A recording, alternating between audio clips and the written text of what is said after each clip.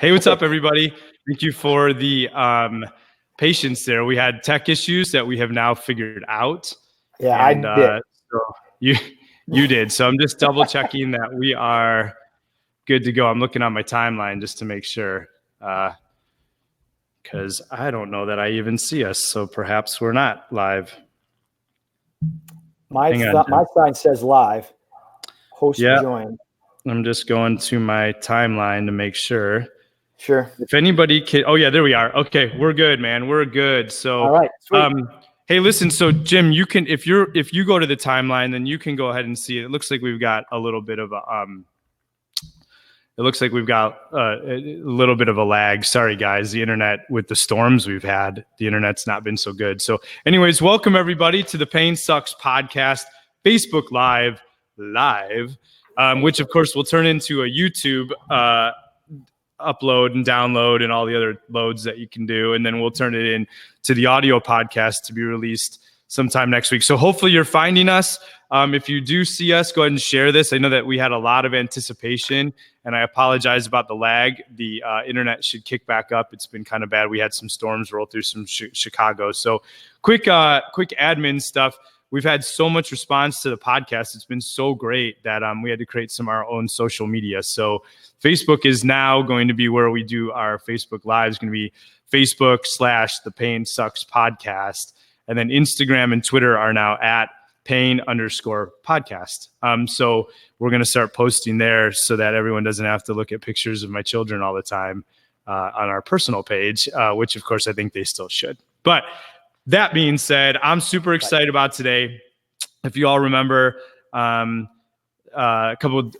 week we talked with Mandy Leonards and we talked about the psychotherapy and the mindset behind pain and managing pain. And I can't think of a better person today to take us even deeper. So I want to introduce to you my friend and a mentor of mine, someone that means more to me than I could probably ever share with him. And this is Dr. Jim Claussen, and we are doing this Facebook Live probably about a 4-minute drive away from each other. And hopefully, like I said, that this internet will catch us up here pretty soon. And we'll see what happens with that. I apologize, guys. But anyways, Dr. Jim happens to be one of the best energy healers that I've ever come across in my life. And not only is he so fantastic with his own body and his own mind and his own hands with his clients, I've never met anybody who can explain this idea of me being an energetic body, having a physical experience, and understanding that at the deepest part of who I am, all I am really is just a whole bunch of molecules banging around into each other, creating this experience called life. And knowing that is how I can harness things to help me go through these struggles with life. So when my back went down and I didn't get out of bed for months, Jim would come over to the house or I'd go to his office. And I can tell you that we worked through so many emotional storage things in my head, in my subconscious, that were driving my inability to heal, that he would unwind for me. And I would always feel so much better. And so in the Pain Sucks podcast, the goal would be that we would bring together the best of the world to talk to people about how to go through pain and handle pain and heal from pain. And so, Jim, I'd like to introduce you to everybody. And then I'd like you to just say a couple words. And then if you could just jump right into maybe breaking this down for us and unpacking this idea that we're an energetic being and that we actually store stuff and that can actually interfere with our healing. And then what I really want to do is give people some tangible things as they hang up and spend the day trying to get through life and get better. So welcome to the Pain Sucks podcast. Awesome. Thanks, Matthew. I appreciate it, brother. You know, I'm honored to be here with you, my friend. And it's been awesome watching you obviously grow and develop as we all do. And that's what life's supposed to be about, right? Growing and developing. And that's exactly what you are doing, my friend. So I am grateful to be here. And, you know, and just diving in, we are all energy. You know, people all say that they're having a spiritual experience here on earth. And my thought is always, yeah, duh. You came from spirit, you're going back to a spirit. But the reality is you're having a physical experience, right? So every thought, they've proven scientifically, Matt, that every thought is a thing. Every thought is an energetic impulse. It is a wave, it's a particle. It transforms, it changes. And based on what we do to ourselves, mostly with your mind, right? You have a conscious mind, right? And your conscious mind, Matt, is the part that directs you. That's like the captain of the ship. That's the one that tells you can go left, right, forward, backwards, stand still, whatever you want. But then we have a subconscious mind. And the subconscious mind is the part of the body that actually runs everything. Runs your heart, beats your heart, digests breakfast, pulls out the proteins. How much oxygen are you taking in? What kind of oxygen and carbon dioxide are you getting rid of when you're transferring that in your lungs? All of that stuff happens subconsciously. And a thought can help program the subconscious. Okay. So when we're in our process of, let's even go back, Matt, let's take this way back. When you're in womb, right? When you're in a womb and your mother is making you, you are in a subconscious place being hardwired for the reality that you're about to come into. Isn't that kind of wild to think about for a second? Like, wait a minute, what? Yeah, what mom is doing while she's pregnant is programming you and your energy fields before you even set foot into this planet. And that is kind of a mind blow for a lot of people because they're like, wait, what are you talking about? Because that's the first part that creates what's called a sympathetic overload, which is your fight or flight mechanism. So that's a survival mechanism. So here we are in this place being programmed, and maybe mom's having some bad days. Maybe mom's having some relationship issues. Maybe mom's having some job issues. Maybe mom's having some, husband issues or other children. Maybe there's 3 or 4 other kids and you're number 4, coming into a world of just hyperactivity, and you're being wired. So all of that program comes subconsciously, and then you're born. And now you have a pre-programmed package to either be ultra successful or to be, struggling. Nothing's ever good. Nothing's ever great. I always fall apart. It never works for me. I always have this and I always have that. And you go, where the heck does that even come from? Well, maybe that came from the fact that your mom wired you that way inadvertently. So moms, please don't take offense, because this is not about pointing fingers. This is just understanding the physiology about how we are all wired energetically.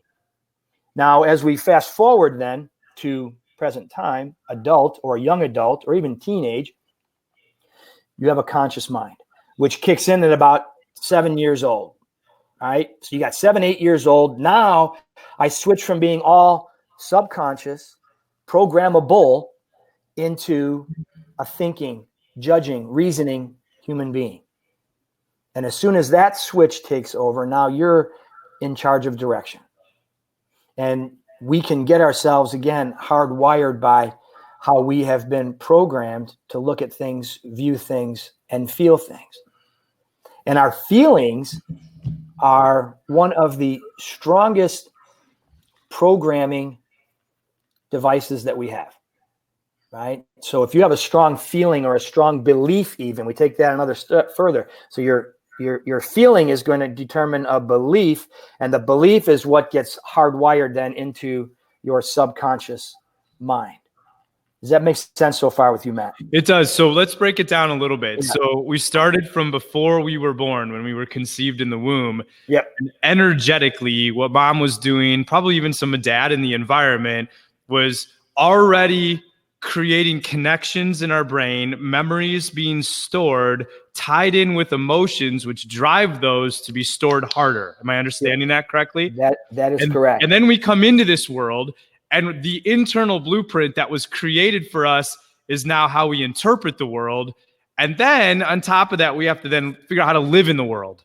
That's right. And so these emotions and these feelings are not only sometimes new, but if they're not new, they're either creating new beliefs or they're hardwiring even harder the beliefs that were already put into us. Am I understanding that? Can you explain how that happens a little bit? Because it makes sense from an energy standpoint, but what actually happens in our brain down through our spinal cord, over our nerves? What happens when we store things and we wire that way? So our body, so there's in science, they talk about the brain being what's called neuroplastic. There's a neuroplasticity to the brain. And what the heck does that word mean? Neuroplasticity. It means the brain has the ability to wire and rewire. It is all about connections. It's literally like if I'm wiring my house and I wanted to switch from that wall over to this wall, I have to manually repipe and repull wires to make the switch on the other side of the wall. So the neuroplasticity of a brain allows you to do exactly that without going through construction. But the process of feeling, the process of belief, the process of emotion is what makes that direction from point A to point B, and you get that new neural connection. And then because of a stimulus, let me use an example. So we're walking through the mall at Christmas time, and there's like 1 million people. Back in the day when they actually went to the mall, right? Instead of Amazon. So before, when people were there, and it was always crowded, and you're always in a hurry, and you can't find that right perfect gift for your significant other, and you're kind of grumpy because you can't find things, and things that are there aren't the right size, and you're going through all this stuff, and you're getting all your stuff all worked up, and then you walk past Grandma Sally's cookies. And like instantly you smelled cookies, and your brain took you into Grandma's kitchen. And now all of a sudden your physiology instantaneously melted. That's the neuroplasticity. You had a recall on an old pattern on a program that you pre-made. You made that program with emotion, with passion, with feeling, and a smell came in. It affected your senses, one of the 5 or actually 6 senses that we have, right? And the 6th sense being that intuitive part. So now we have an action that has been recreated.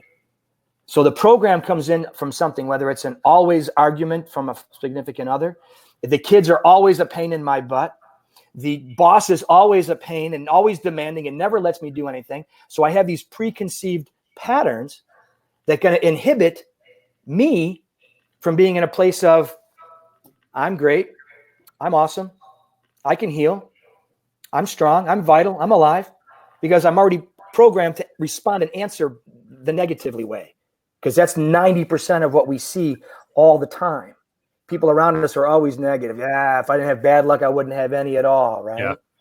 Yeah. So that whole process of, go ahead. So no. So I just want to, what you're saying is that even something that could be in an enjoyable experience actually is triggering a negative impact to our physical body, because it's harnessing the memory that we created for all the years. So for people in pain, this is huge, because this was huge for me, because it's like people will send me messages like, today was a really shitty day, and I'm just so broken and I'm so beat up, and I'm like, okay, but they don't realize like they're harnessing everything that they're telling themselves, and their body's like, well, what do we do when she's upset?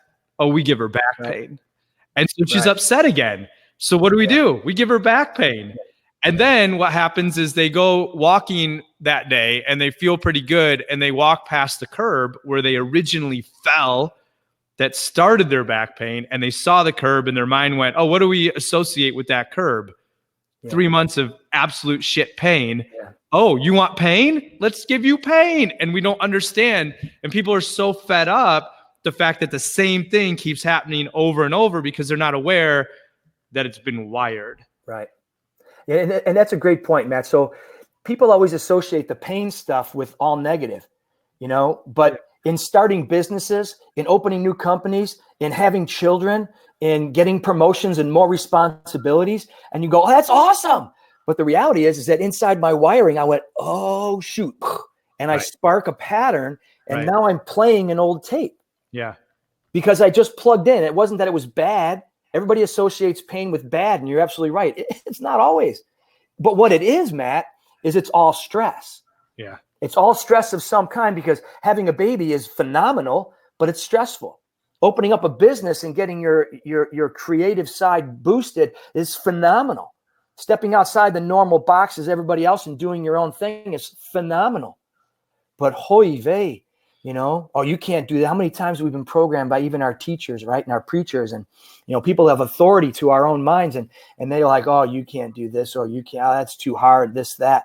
And you took a seed, and I'll never forget one of the things when I first started chiropractic 25 years ago.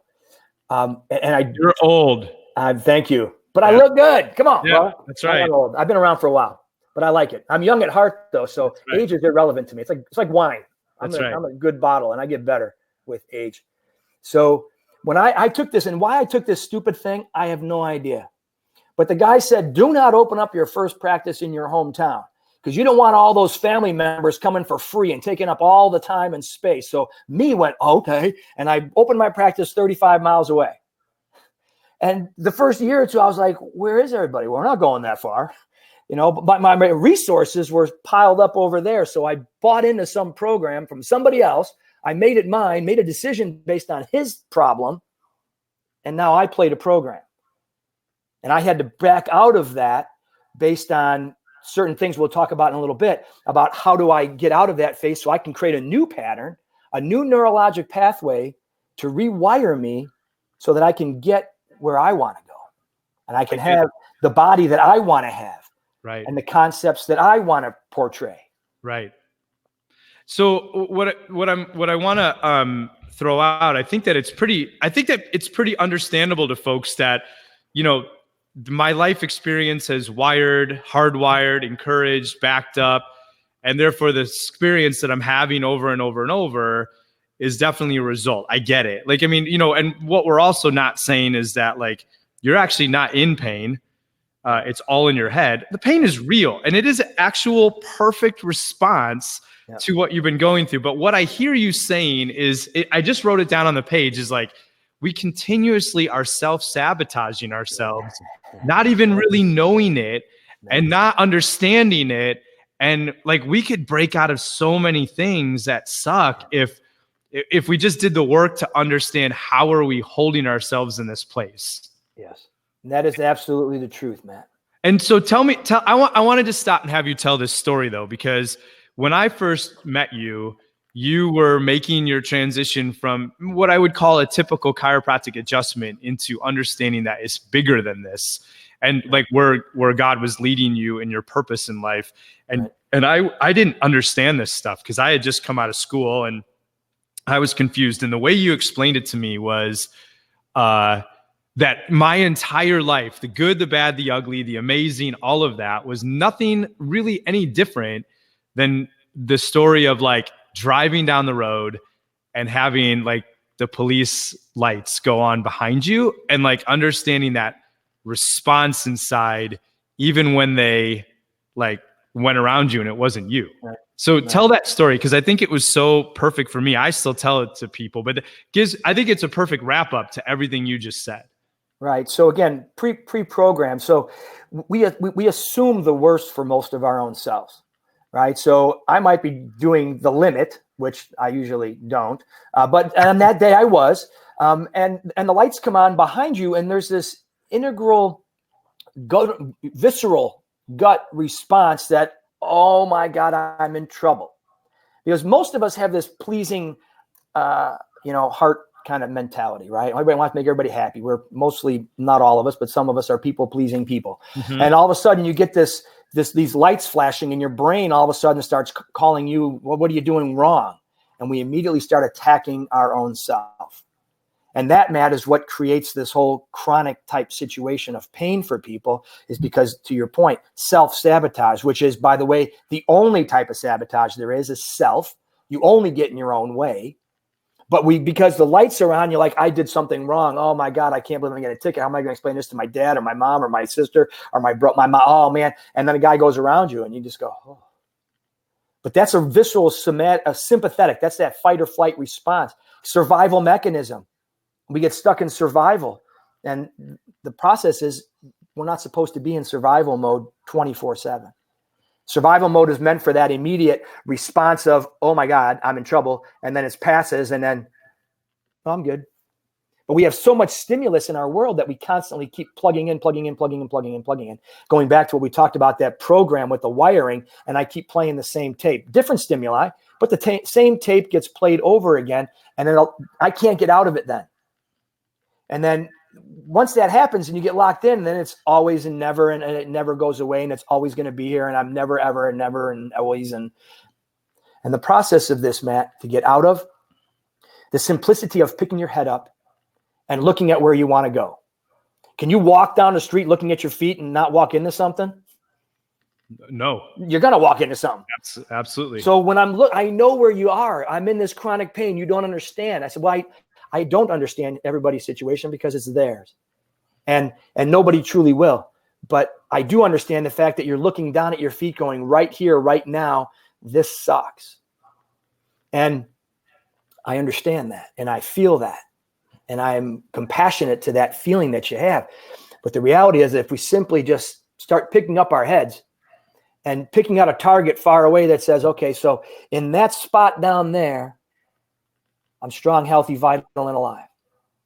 And if I can get my head to wrap around the fact that I'm strong, I'm healthy, I'm vital, I'm alive, but right here, you don't understand, I'm freaking hurting. God bless me, the bleepity bleep. Yes, I got it, because that's what's in the moment. But I have to pick my head up. And then that's the start, Matt, of part of the rewiring of the neuroplasticity in your brain, because now you're looking out in front, looking up at where I am going. And that is what enables you to start breaking free of that chain. So are you saying, like, okay, so I like this analogy that, again, I also learned from you. And for all the millennials, they're not going to understand this at all, and younger. But my understanding is the way that the brain is wired with the neuroplasticity is these experiences we're having and these pre-programs is like, today sucks. And then immediately in here, it goes to the Dewey Decimal System at the library, and it goes, okay, he said today sucks. Oh, we give him shooting pains down the leg with toes that feel like they're going to explode because, well, that's what he asked us to do. And we put the card back. And then, like, we're sitting there just angry at the world, pointing fingers at everybody else. And then 10 minutes later, this sucks. And we go right back in there and boom, we see that. And then 10 minutes later, our spouse says something absolutely stupid, right? And we wonder why in an instant, my leg feels like it's going to explode from the inside. It's because I saw my spouse, they opened their mouth in the state that I'm in with the programming I've done. Yep. Spouse said something dumb. Oh, we give him pain shooting down the leg. Bam. Yep. And what you're saying is, we have to get to this place where we can actually believe that by picking our heads up and saying, right now, this hurts a lot. Yeah. And I don't like it. In fact, I might hate it. And it might yell at you for just thinking that. However, I'm looking forward saying, but I do know that people have healed, and I do know that I can heal, and I believe in that. And I know it's down the road. Already my brain goes to the Dewey Decimals and goes, wait, he said he's going to get better in a few months. He said that he's going to heal. What do? We have no idea what to do. We don't know what to do. We can't cause leg pain because he had a whole different experience. So what do we do with it? And then now we can start to create a whole new thing. Now for the younger kids, the Dewey Decimal System is how we looked up books at the library. See, you're old too. But my point is, like, there is a program waiting for you with every experience of your life right now. And you're saying, change that. Yep. It actually confuses the body a little bit, although the body's never confused. But you get what I'm saying. Like, all of a sudden things change for you because the outcome is different because you're starting to rewire and break patterns. Yes? Yes, absolutely. And here's the thing too, backing up on that, the belief. Have you ever had a cut on your hand or something, Matt, not heal? No, it always heals. It always heals. Everything heals. Discs and things in the back tissues. It's a soft tissue. It heals. But Matt, what heals faster? Does it heal faster if you cut the back of your hand here, or something like in the crease of your finger here? Well, right? Obviously in the back of your hand. Exactly. Yeah. So anything that happens in your spine and your back that creates that radiating pain, as you know, is that it takes movement. It is constantly being aggravated over and over again, which then again is feeding that loop.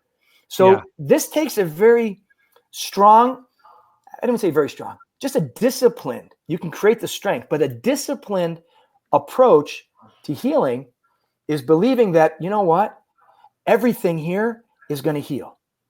Everything in me, it has the potential to rewire and rebuild.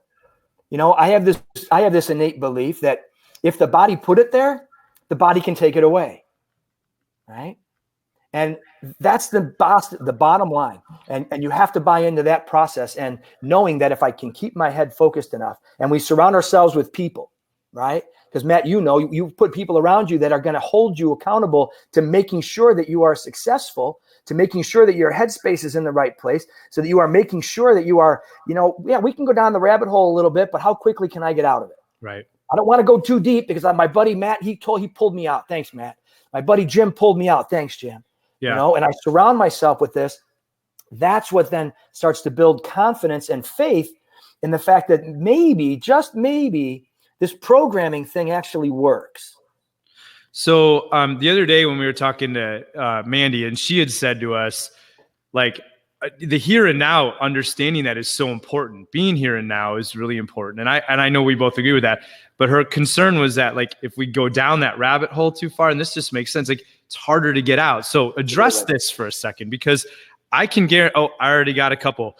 Why is it that I would sit here in miserable pain right now and listen to Jim Claussen, Dr. Claussen, tell me that one of the things I could do is start to say things to me like, everything is healing, everything's going to rebuild. And I'm saying that, but like nothing's changing right this minute. Yeah. Like literally, I get that in a non-pain world, everybody knows the answer to that question. But when you're miserable looking for something and someone gives you something, goes, it's easy as everything is healing and everything will rebuild and I'm happy, healthy, and loving in the mirror, like, but I don't feel better like in 5 minutes, right? Or you could. Let's not judge it. You totally could. Absolutely could. But the majority of cases, especially with disc herniations and whatnot, like, it might not change everything for you in an instant. No. Explain why. Because again, that whole process, when we're down deep, those patterns are habit. How easy is it to break a habit? How easy is it to quit smoking, quit gambling, quit drinking, right? How quick can you do that, right? That doesn't happen tomorrow. I stopped today. I didn't smoke one cigarette all day. I'm so done. And then the next day you smoke 3 packs again. Yeah. Neurologically, I blew my mind when I learned this just this past year. 80 days to make a new neurologic pattern. 80. Yeah. I thought it was 21. I was 21 all the time. Like, I did 21. Oh, I can hit 21 days, piece of cake. But then I find out from this neurologist in a class I took this year, and he said 80. I went, that's why it never worked. Yeah. Damn. Yeah. And I've been telling 21 days. It's never worked. It takes time, especially when you're down in that deep thing. So here's a response to that, Matt. In the process, and again, if we can do a muscle test on people, I can show people that if they think of their pain, their arm will go weak or their body part will shorten out, whatever, something goes shorts out. If you can find one thing on your body in this moment right now that you like, that you absolutely love, make it love, not even like it, I love my eyebrows. I love my right. I tell people, my patients, I love my right earlobe. That's my go-to thing. I love this earlobe. Yeah, I hate my back. A freaking thing. It goes out all God blessed time, but I love my earlobe. So in the point of sitting here, I'm going to love on the one part of my being that I know is good. So I'm going to redirect. Okay. I have to redirect constantly because my back is freaking on fire right now. But that redirecting of my intention, the redirecting of my energies to something I love, which that old saying, back days, my days, love cures all. Yeah. How did it do that? Because my energy of my body is in love, not in hate. I stay in hate. I'll be happy when. No, you won't. Yep. You won't. It's too late. You've missed it. I got to be happy in the moment now. I have to be able to rewire that system. Well, I'm happy with my earlobe. My back is a pain in my ass. God bless it. I get it. Yeah. But I'm trying to rewire. So I got 80 days of consistency. And sometimes maybe you need to write stuff down on a piece of paper so you can just see it again and again and again. Yeah. Even when things are good or bad. Right. I love that. So, okay. I didn't know 80 days. That's brand new for me too. Yeah, and crazy, I know some other people commented on that. But what you're saying is that in your body's display of what you're asking it to do, you're in pain. It hurts. And I know you've had a tough year with your neck and everything too, but like in that moment, that body is running that tape. It is running the tape that you've made. And you're saying, all I got to do is go, but I really, really, really love my toes. I really, really love my earlobe. I really love how God made me with wonderful eyes or whatever. And then like all of a sudden that tape goes to a screeching halt because that's different now. That's different. And the pain doesn't stop because you're saying this is something you've got to do consistently now for 80 days to rewire. Yes. I didn't plan on this pathway, but I think we need a few extra minutes on it. Sure. Because you brought it up.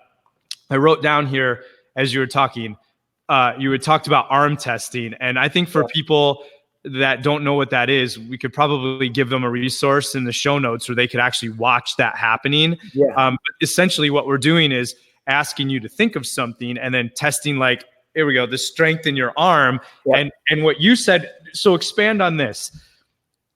We always understood something about our human body does not understand negativity.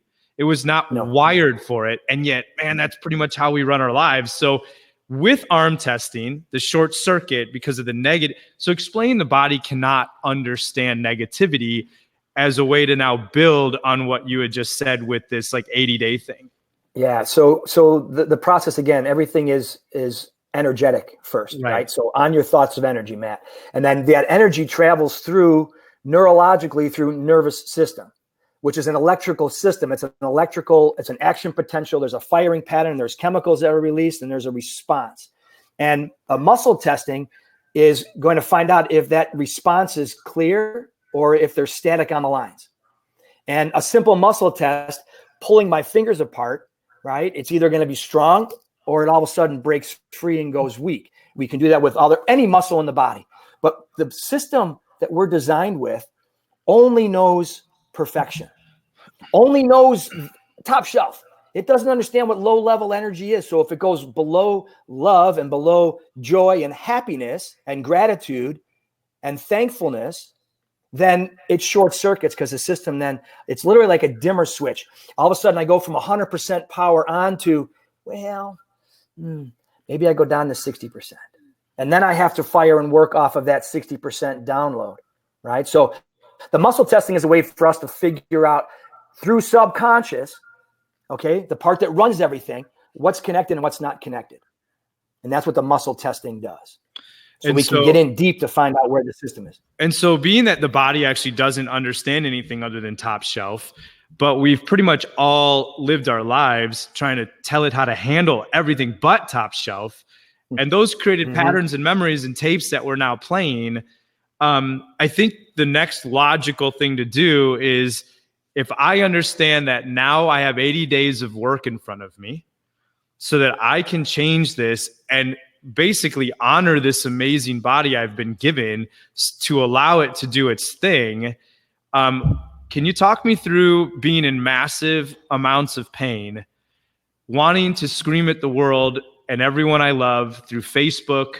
Because I get a lot of people messaging me on Facebook about how, crappy everything is. And I get it. I was there too. So can you take us from that moment? Like, let's just pretend I just heard you and I'm someone that said, this makes sense. I have no clue where to go with this, but I'm all in because I just don't want to live like this anymore. Got it. What am I going to do? So what am I going to because the theory is good. Practically, what am I going to do? Okay. So I know that you had somebody on who dealt with essential oils, right?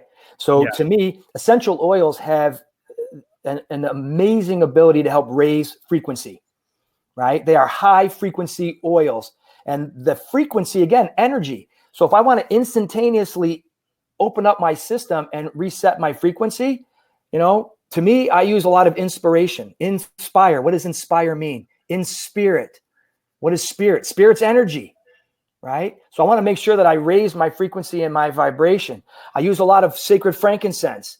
I figured they gave it to Jesus, right? So it's got to have some power to it. So, but that's a grounding oil that helps me get centered to help me put my my feet on the ground. And here I am as I look up to go out that direction. And so my oils, but I do that after, let me backtrack just a second, Matt, after I create a target. Okay. So we're going to create a target first. Got to create a target. So let me explain this. This is critical. So let's say we want to create a target. And one of the things we hear in my office a lot, and I'm just going to use weight as an example because it's an easy understanding of this concept I'm talking. So I want to lose weight, doc. If I can lose 10 pounds, I'm good. I just got to get rid of this this pain. I got to get rid of this weight. If I get rid of the weight, I'm good. And I go, you want to lose 10 pounds? And they go, yeah, that's it. I got to lose 10 pounds. And I cut off your right arm. No, I cut off the right arm. Take it off. Gone. Yeah. You're instantly 10 pounds lighter. There you go. Are you happy? That's one quick way. Are you happy? No. That's not what you meant, is it? Right.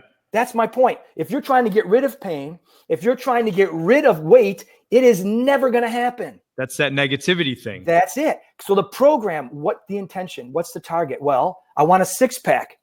Different target. Oh, I want to be able to run down the street and do squats and lunges and do broad jump burpee things across the, CrossFit floor. God bless you. Perfect target though. It's not losing pain. It's not getting rid of pain. It's not trying to lose something. The target has to be set up for one thing, and this is key. What are you going to get? I want to gain something. I got to get somewhere. I don't want to lose, or I don't want to be out of something. I want to be in something. I want to be in joy. I want to be in gratitude. So that's the target, top level. That's what the body understands. 100%. Okay. Because it knows how to get there then. I'm going there. How do you know? Because I am. Okay. So if I set my target up, that I'm going to gain flexibility. So to touch, I got 4 herniated discs in my neck from, a failed 300-pound front squat. Didn't quite work. But I have absolute full range of motion with 4 herniated discs. How? Because I'm only looking at that. And I take care of myself and I get adjusted and I do all these things because that's what I want. Not trying to lose pain. Couldn't get my shirt on for a couple of weeks. Yeah, I remember. Couldn't get my arms up past here. That's about as far as it goes. Right. But so it's as simple as saying, for people in pain, it's as simple as saying, stop saying you want to get out of pain. Exactly. Write something down about what you are going to gain. Yes. That's the key. It's so simple, but it's too easy sometimes, man. Right. Then you got to do it for 80 days. 80 days. So here's something on my desk too. So I got a whole sheet of things that I talk about every day. Okay. Yeah. To help my brain constantly stay in this place. Because thankfully I hear, oh, you're the most positive guy I know. And I'm like, good. It's working. Because my program now, at this point in time, wired to go down this road. But it took more than 80 days to get here. I've been doing this for 20 plus years. Right. It's getting easier. Yeah. But it's still challenging, Matt, because there's so many squirrels. Look over the thing. There's a shiny blinky thing over. There's stuff. Yeah. You listen to people. And then the old tapes play sometimes. Always they're playing. They're always playing in the background. I have to be able to turn it down and go. And how do you do that? Matt, that's what the target's for. Okay. That's what am I going? Because if I get spun around a few times and a couple of squirrels got my attention and a shiny blinky thing over here, and now I'm going, wait, I lost my target. Where am I going? Where am I going? Oh yeah, I remember now. I got it. I know right where I'm going. And I took my oils and I put oils on. I'm like, where are you going? I'm like, wait. Yeah, I'm centered. I'm focused. I'm intentional. I see where I got that. I'm going there. Okay. Yep. Ow, my freaking back is killing, but I love my earlobe. Yeah. This is exactly why this conversation had to happen with you, because you are the most positive person I know. And because I think everybody watching and who will watch is going to be incredibly blessed. So, all right. So I've set the target and I've written it in a manner of gain, positivity, and light instead of what I want to get rid of. So I've got my target. Yeah. Then you said these essential oils, like frankincense. What am I? So now I'm reviewing this target. I'm living my new best life. What am I doing with these oils? When am I using them? How often? And what are they doing for me to lock that down? So let's keep this simple here, Matt, today. And I'm going to suggest simply smelling. Because as soon as the scent goes into your nose, it goes into the olfactory center in your brain. And then from that part of your brain, it goes out through all of the limbic system, the feeling system, the energy system of a body, and it helps rewire. So when I'm in a time of reviewing my target, I'm going to put an oil on me to help me bring my connection back to my olfactory center, just like the story I said in the beginning about Grandma Sally's cookies.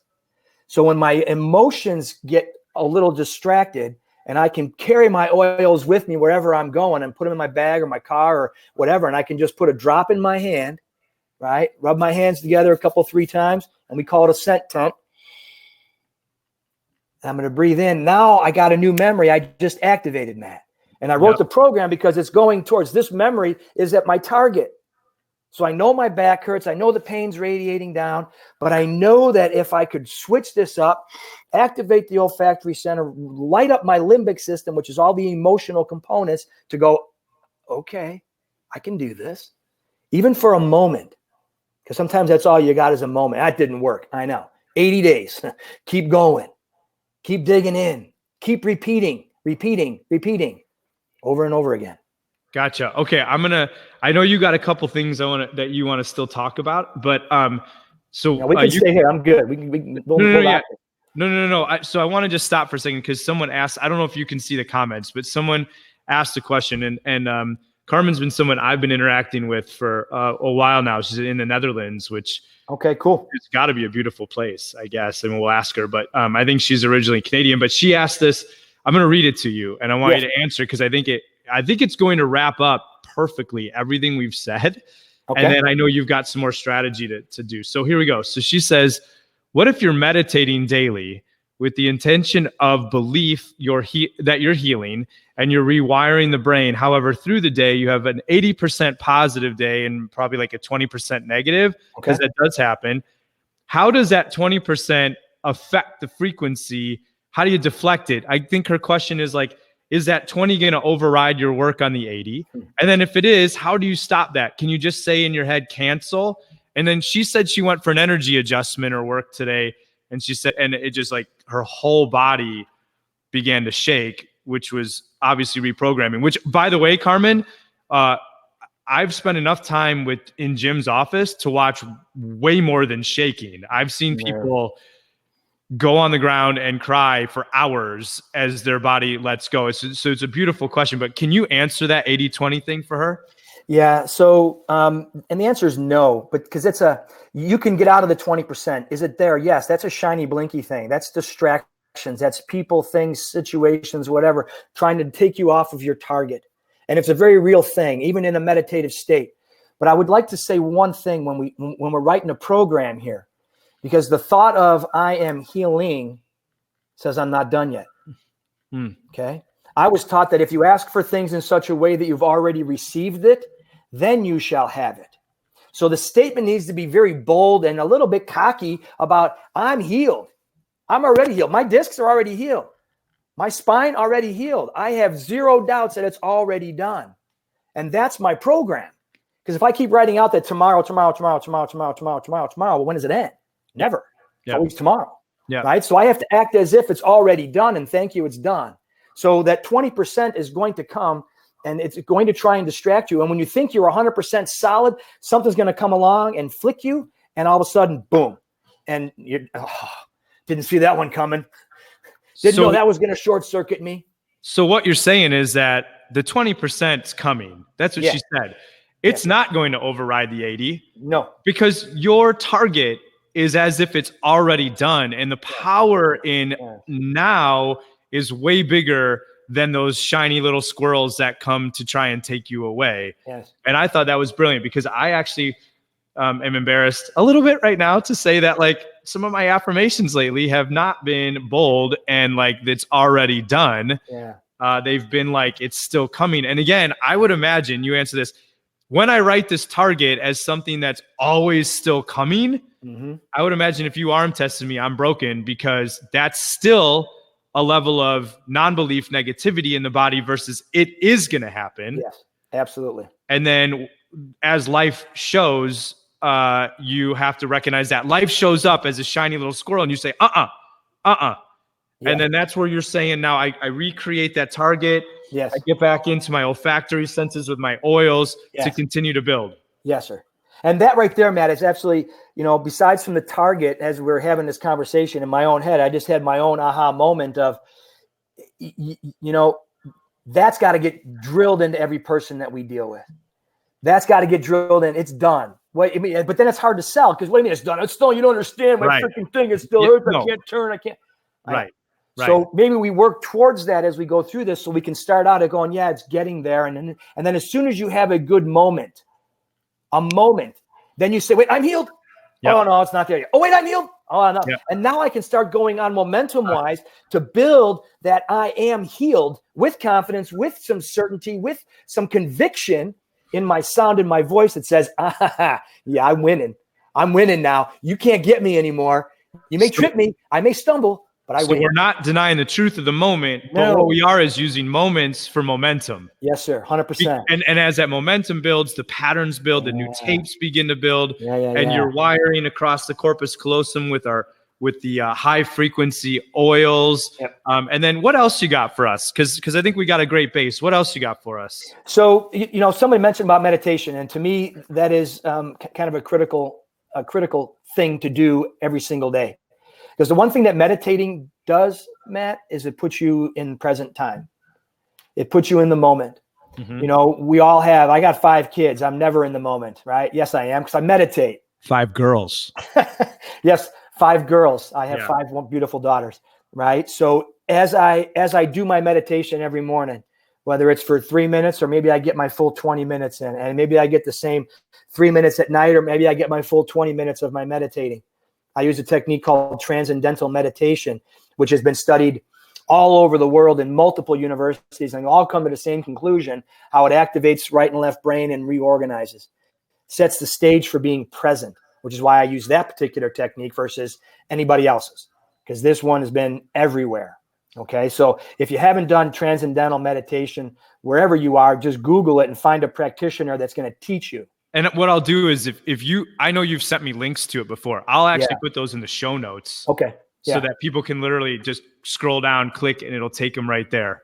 Yeah, we got a lady out of Lisle here that has taught tons of my patients. Okay, so for local people, that's a good resource. We'll put all those resources on there. Yeah, absolutely. Absolutely. So the other thing, there's a simple little neurologic exercise that I learned just a handful of years ago that everybody can do to help get right and left brain activated without doing meditation or wasting a lot of time. So, and this is interesting because you have to touch your earlobes. Okay. You're going to take your right hand and grab your left hand, grab your right earlobe. And then you're going to come underneath your right arm to your left earlobe, and you're going to basically just touch. And when you touch your earlobes and you're in a standing position, you're going to squat down. And then you're simply going to stand back up. And then you're going to squat back down. And then you're going to stand back up. And then you're going to squat back down. And if you can't squat all the way to the floor or whatever, so what? As long as you can bend your butt down and get your knees bent slightly and then stand back up, there's a right and left brain activation as we cross over the midline. Neurologically, you're firing almost every bone and muscle in your body because you have a full body exercise in a squat. It helps ignite new patterns in your brain. Okay, so in that center place. So I'm looking at you backwards right now. So you said I'm going to say this slow, and then I'm going to type it out on the show notes. Okay. You said left hand, right earlobe. Yes. And I'm backwards for everybody too. Yep. Then you said right arm under the left arm. Yep. The other earlobe. I got to write that down. Right arm under left arm. Yeah. So left over right. So if you just put left over right. Left arm is on top. And then I'm going to do whatever version of a squat that I'm capable of in that moment, even if I'm just breaking my straight knees for a second and coming back up. Because explain what so all right, neurologically you said it fires everything, but explain. So like touching here and here is activating what? Both sides? It's getting the right brain and the left brain literally connected. Okay. Everything in our hands has a frequency, has a current to it. So when I touch something, touch somebody, touch anything, touch a part, there's a connection that's made, right? Which is why chiropractic is so powerful, because we actually touch our patients, right? So we touch people. So when I'm touching my earlobes, right? I did that backwards. I'm touching my earlobes, right? And then I do the squat, because a squat is a full body exercise. Right. My ankles, my knees, my hips, my pelvis, my low back, my neck, and my shoulders all have to be in alignment. And here's the simplicity of doing a squat. Do it over a chair. I don't care if you do one at a time. Yeah. So you're going to hold here and you're going to sit down and then stand up and then sit down again. And then repeat. How many times? You can do 10. You can do 50. Okay. How often? Every day. And am I doing it and so am I getting ready for it by focusing on this new creation that I've written down, followed by, getting my oils around me and in my room and olfactory. And then I'm doing the next thing, which you said was meditating. And then finally ending with this. Is there an importance to the 4 of them in a row or no? No, the meditating is something that you can take aside. The first 2, Matt, I would say definitely set the stage. Again, intention. Why am I doing what I'm doing? Right. So my target, I am strong, healthy, vital, alive. I got it. That's where I'm going. I'm flexible. I'm bending. I'm present. I'm here. Great. Now I take my oil that I use, and I activate my brain cells again, saying that, solidifying, raising the frequency that says, I am this. I got this. Yes, I do. And then I'm going to do an action. Right. So I've got the motor part of my body then firing in too, so that when I'm moving throughout the day, I'm still triggering some of these new patterns that I just created to help unwind the ones I didn't like. Okay. But I don't care about the ones I didn't like, because I'm constantly building the ones I do like. Love it. I'm making that thicker and thicker and thicker and thicker and thicker and thicker. So that's the goal, so that becomes an overriding pattern, not the one I'm, hating on this side. And we're looking at 80 days of this stuff. 80 days, new pattern. What's interesting is that scientifically we know that apoptosis, which is programmed cell death, which is a good thing. You want the bad to die and the new to grow, and that's how God made us. Also has like that 80 to 90 day thing. Isn't it interesting that the power of our mind and rewiring things also kind of runs along that frequency and time frame? So I love it. Okay, so we're gonna so it's really powerful. We're gonna set our intention with what we've written down. We're gonna affect our olfactory. We're gonna use some really amazing. Okay, I got to stop here for a second, because we did talk about frankincense on like one of the earliest episodes. Just because I just want to caution this. Can I go get off this podcast and drive over to Target in the checkout aisle and get that frankincense? And will this work? No, sir. Absolutely. Because I don't know where that came from. Most of the stuff is synthetically and watered down and weakened and blah, blah, blah. Not good. So we're not, one of the things about this podcast we're doing is not really like pushing brands and stuff like that. But I would encourage people to understand what he just said better. Go back and listen to that podcast, because there was a great explanation that Dr. Steiba did about the importance of quality. And Jim's saying, hey man, you could set your intention. You could grab your earlobes and start squatting, and the whole thing is not wired the way it needs to be, because we're choosing to use junk, and we don't want to ever give our body junk. Think about this just as a, again, on that note, man, I just gave a talk on digestion last night, and it's like, would you feed the thoroughbred winner of the Kentucky Derby McDonald's or French fries or a White Castle burger or something? Right.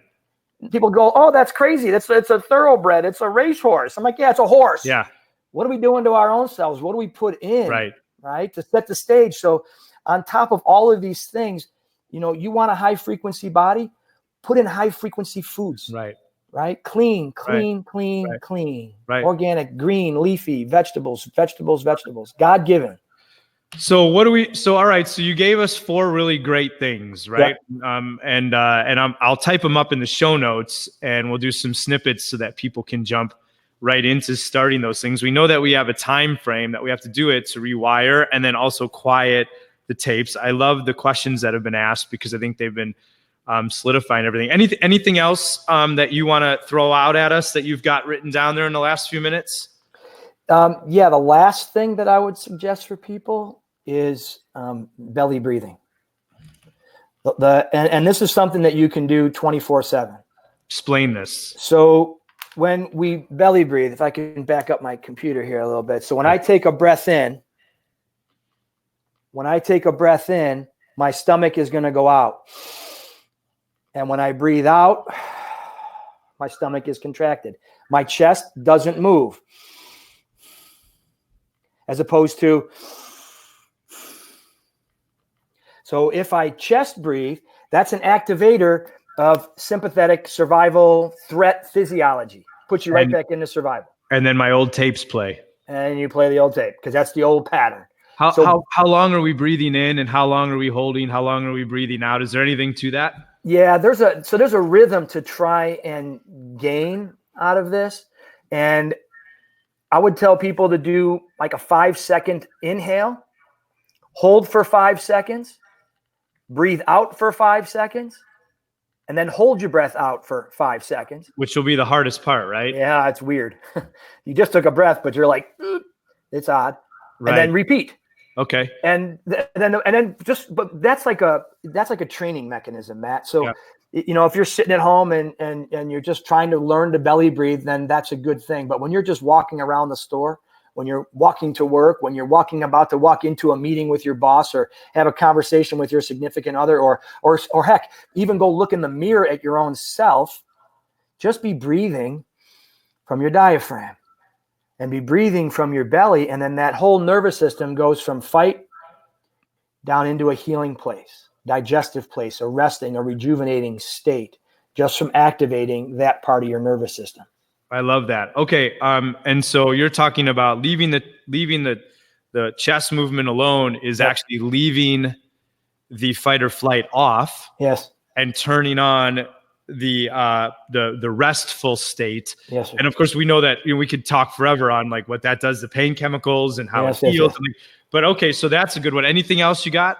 Nope, that was about it right there. I know you got way more, but I think 5 is really good. Yeah, I had a long list, but then I shortened it. But that's it. I know. I like that. Okay, so here's what I want to do. So how can people how can people around the world find you, reach out to you, learn more about what you're doing? Because I know that you've got a lot of good things. I know you've got a book that you've written. Like, where's some resources? And we'll put them in the show notes. But go ahead and tell people where they can learn more about what we've talked about today. So right now, I would say the easiest place to find me would be through my website at thehealthdocs. That's DOCS.com. Thehealthdocs.com. My email is drjim@thehealthdocs.com. I am coming up with all kinds of different things. I'm in the process of I got 2 more books that are I'm working on right now. The one is called that I have out. That's not New York. It's I want to be a New York Times bestselling author. It's coming, but it's a Amazon bestselling book called 7 Essentials for Life. All right, I can put that link right to it. Yeah, perfect. Okay. I'll find a way to get that to you or whatever, however awesome. That works. But yeah, but that's about the easiest way. Either send me an email, go look on me on my webpage or whatever, and send messages that way. What I've been asking people to do when like docs are giving out their emails is just if you have a question for them, and Jim's super approachable, but like all of us, there's only so much time in a day. Put pain sucks in the subject line. Yeah, please. His staff or he himself sees that and goes, okay, this is related to what we did the other day. And this person probably has a question that needs answering. So awesome, man. Thanks, and anything else, last words of wisdom before you?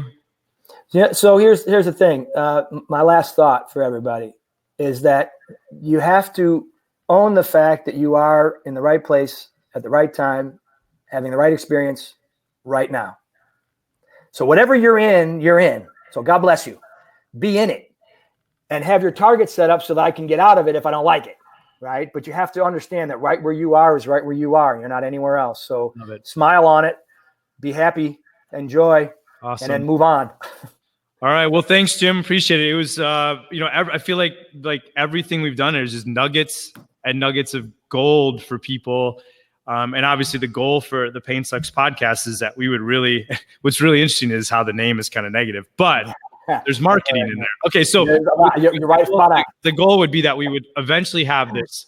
We will have this. There you go. One place where everybody can go, will this help me? And then they can watch a video with an expert. And so thank you for adding to that. I know my family loves you. I love you. Thank you for your time. I know you took you away from your family today. And so guys, thanks for listening to the Pain Sucks podcast. Those of you on Facebook Live, sorry that it was a little bit weird, but the YouTube will be clean. And then Jim, probably I would say today's Friday, probably this will be out for people to listen to on iTunes. And I'm working on Android right now. iTunes, cool. Pain Sucks podcast on Monday. So that they can listen to it and digest it and own it. And again, everything he talked about, I'll summarize in the show notes with the resources. So, all right, everybody, have a wonderful day and keep healed. And you are healed. Already done. Thanks, already man. Done. See you, man.